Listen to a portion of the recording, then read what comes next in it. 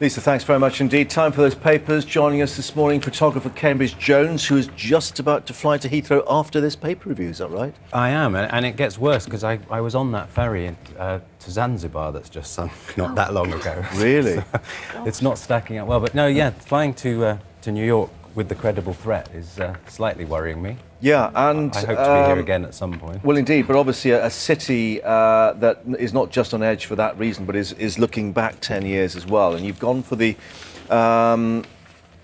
Daily Mirror page 8 and 9 because we've got the thoughts of Tim Collins and Sarfraz Mansour as well. Yeah, both, which I think two extremes in a way, but both views I have some sort of sympathy and interest with. Colonel Tim Collins is saying something which I always felt, which was in a sense to have called it a war on terror and to have legitimised them as the enemy and make them legitimate combatants has been a bit of a disaster, because the way we would have dealt with it in Britain with the IRA and stuff was to go, that was a terrible criminal act by terrible criminal people, we're going to carry on life as normal. But of course they didn't have that experience, and I think his point is we might not be where we are now. So what is sort of legitimising it in a way, because they wanted obviously a religious war, a jihad, yeah, and we've actually accepted that, we've given that. Whereas he said we should just have treated this as a criminal act, moved on, and not made it into quite the thing we did. And the ability to sort of shut down a city,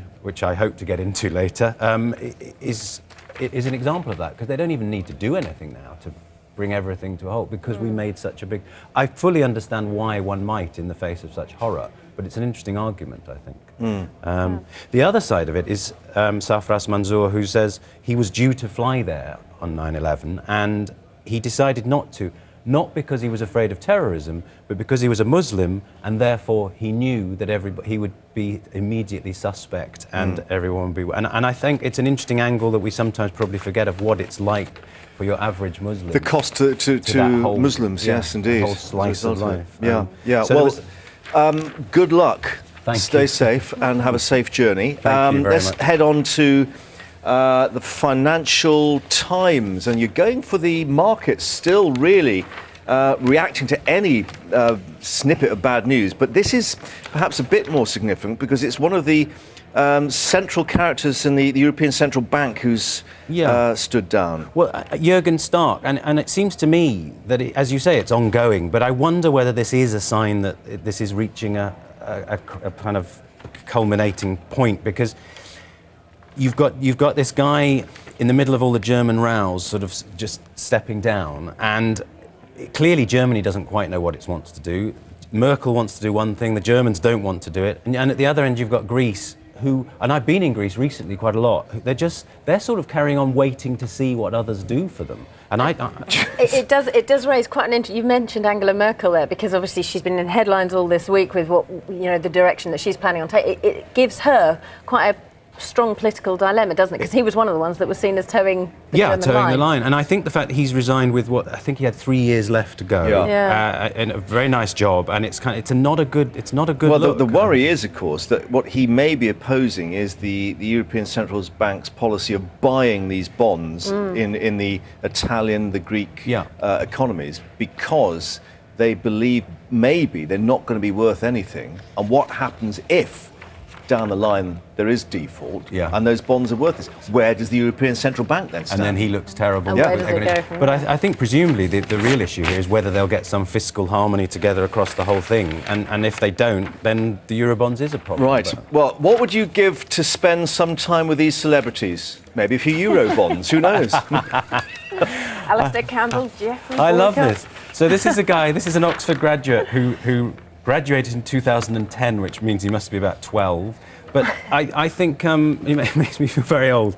The idea is very simple, which is you give money to the charity and they will call on one of the ambassadors for their various charities, and you spend time with them. It's like Jim will fix it, but for charity. It is.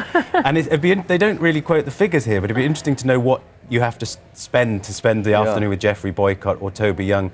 I noticed Alistair Campbell, though, I photographed him this week, and I know he loves Burnley, and he's basically saying, you can come to Burnley with me. So he's not even giving anything up. He's just saying, come with me, I'm not changing. Just sit there and don't say anything. Watch the I rather fancy this one. Breakfast at Le Manoir Croissaison with Raymond Blanc, no less. What's the that? main Bad, man. would it? Should I we bet go those there? croissants would be good, wouldn't they? Well, if he throws in the food, you'll probably save money. Well, this is true. Absolutely. Yeah. Okay. Times and the Hemingway film that may have inspired Picasso. Yeah, I think this is. I love this painting, and I've always loved it. And I've sort of known the backdrop to it about how he was in France and he heard about the bombing of this Spanish village. This is Guernica, is it? Yeah. But what this is uncovering is that he may have well based a lot of the imagery on a film based on Hemingway's book, A Farewell to Arms, starring Gary Cooper. So what they've done is they've taken the various scenes from the film, because he was in Paris, he was watching loads of films, and it looks as though he probably saw this one. It's clever how they've broken it down with the snapshot beneath it. And I just think, what I love about it isn't particularly the single story in itself, it's the notion of how art is created from all the stuff around you, and you don't necessarily have one single influence, and how stuff can perhaps get into a body of work that you...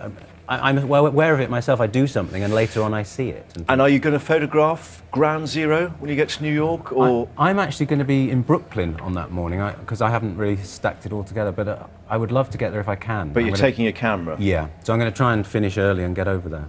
Yeah, it'd be interesting to see what take you get on it and what image sums it up. Because they've got the new thing open now, haven't they? Yeah. Cambridge, thank you very much indeed. As we say, safe flight, and we'll see you again soon. Lovely, thanks. Hopefully.